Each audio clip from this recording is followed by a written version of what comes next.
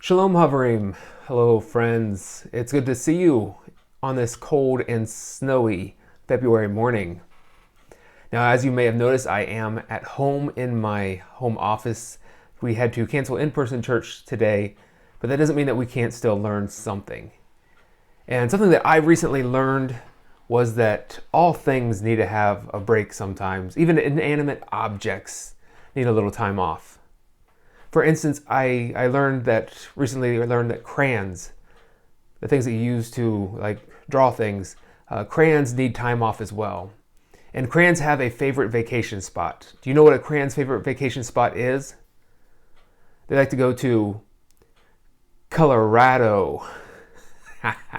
Colorado. Oh, yes. Thank you. I could hear your sneers from here. Oh, well, recently I came to a realization that there is never a time when I shouldn't be doing something, or that I don't have something that I could be doing.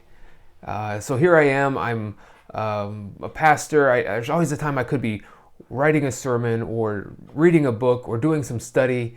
I could always visit someone, and that's just my work stuff. I could be working around the house. I could be cleaning. I could be doing home improvement projects. I could be replacing that door frame that got rotted out a couple years ago and still hasn't been replaced. There's always something that I could and maybe should be doing. And I'm not even really involved in community things. I could be coaching my kids' sports teams. I could be more involved with the local PTA. Maybe I should be doing more of these things. I could volunteer more time and energy with local ministries and missions like the Valley Mission Homeless Shelter. There's always something that I could and maybe should be doing. Now, part of my issue is that I'm a bivocational pastor. And if you're not familiar with the word bivocational, it comes from the Greek for no time off. That was a joke, not really. Bivocational means multiple vocations. I have multiple jobs. I'm a part-time pastor, but I have other things that I do to help provide income for myself and my family.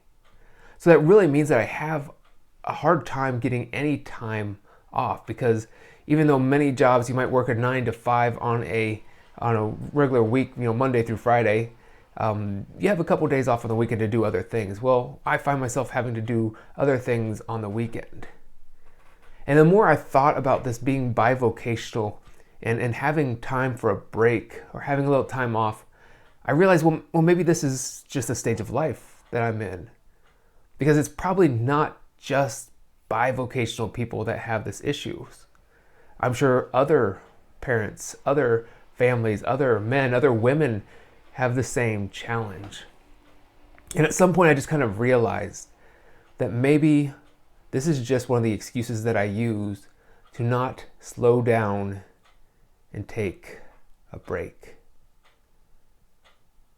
Now, the fact that I have so much that I could and should be doing, I think that is actually a sign that I need a break. I think that makes rest all the more important. Think of it like this. A person that doesn't have a lot to do, a person that's not busy, doesn't necessarily need to take a break because they don't have anything to take a break from. But I believe that we, as human beings, a part of our human nature, is that we are required, we need to take a break, we need to step back. And it is, in fact, biblical. So I think about Exodus chapter 20. In Exodus chapter 20, we find the story of the 10 commandments, God giving Moses these 10 rules by which the people are to follow, by which they are to live by.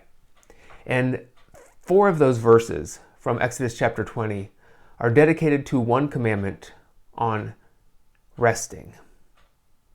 Exodus chapter 20, verses 8 through 11 say this: "Remember the Sabbath day by keeping it holy.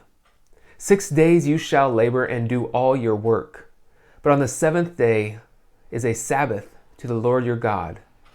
On it you shall do no work, neither you, nor your son, or daughter, or your male or female servant, nor your animals, nor any foreigner residing in your towns. For in 6 days the Lord made the heavens and the earth, the sea and all that is in them, but he rested on the seventh day. Therefore the Lord blessed the Sabbath day and made it holy.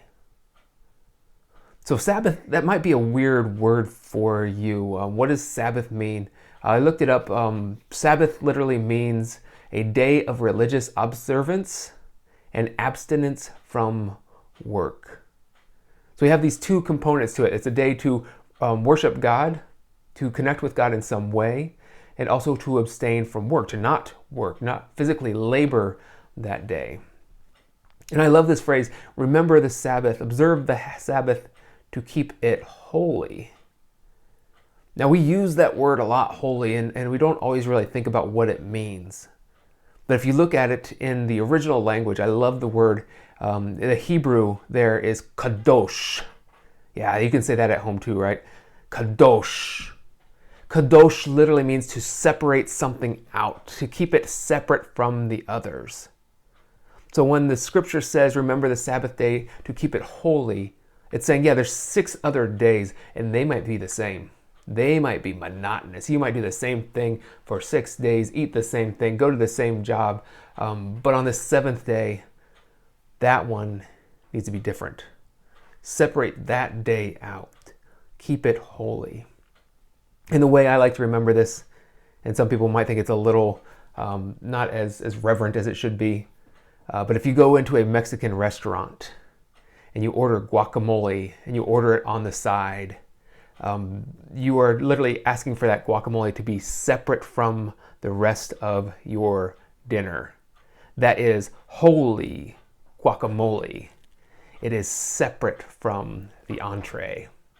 So remember the Sabbath day to keep it holy, to keep it separate, to keep it set aside for spiritual rejuvenation, to keep it set aside for a day of physical rest.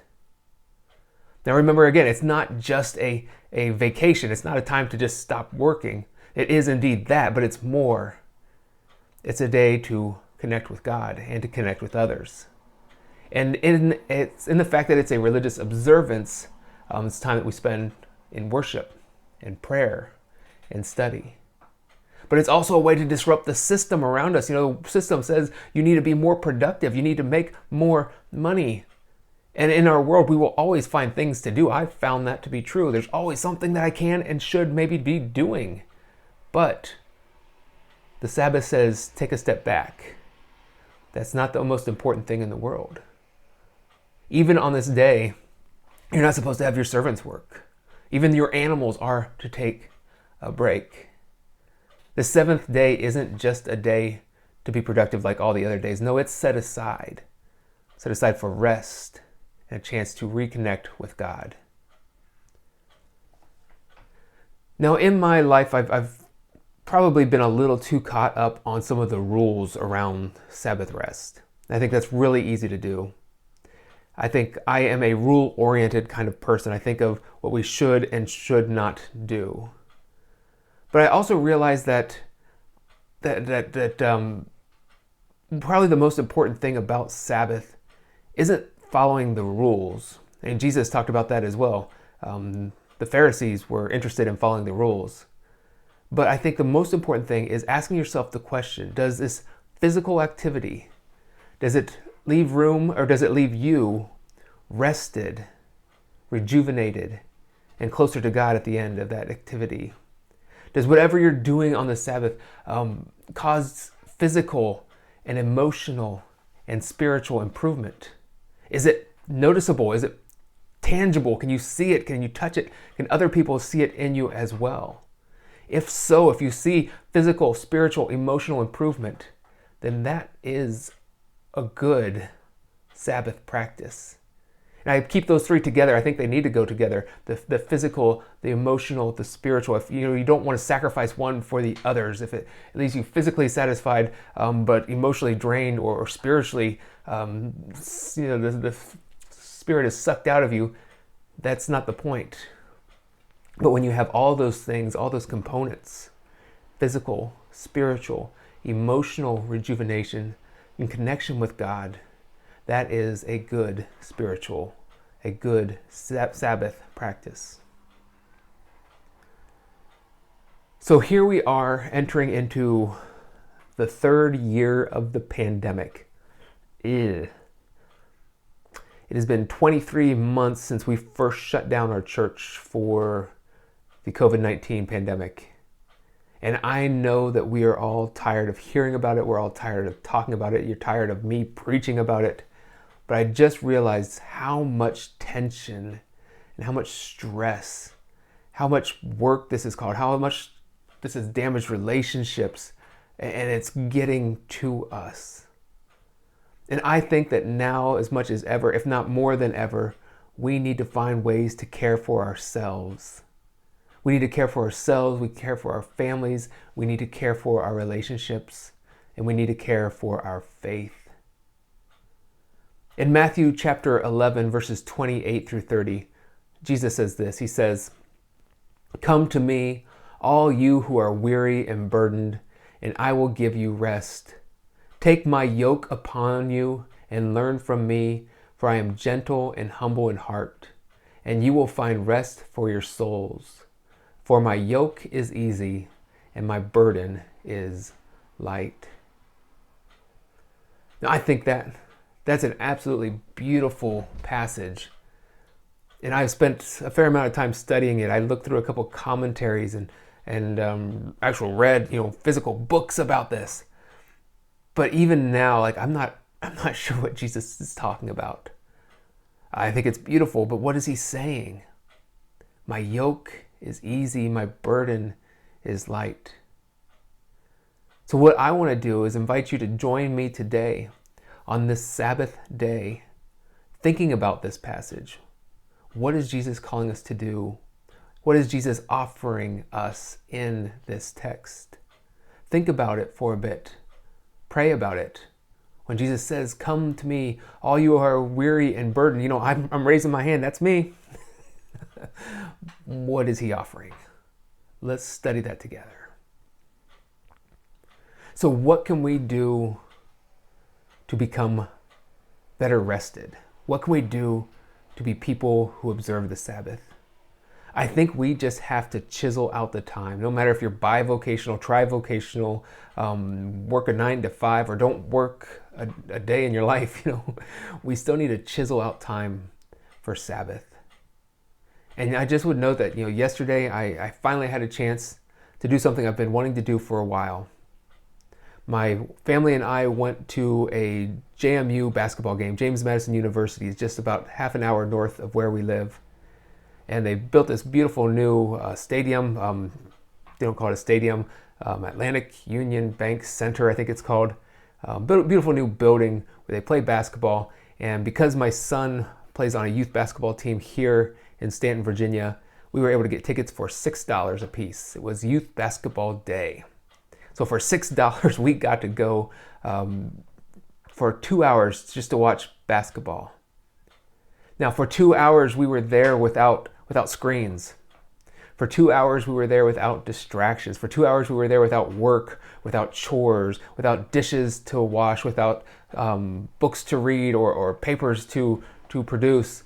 We were just there watching a game. Now, this is something that I've wanted to do for a while. I love basketball. I love sports. And maybe it wasn't my kid's favorite activity. But I came out of that experience knowing that I was a little better rested, a little more rejuvenated. And maybe there wasn't a real spiritual component to that, but I think I got to that later as well as I prepared for today's message.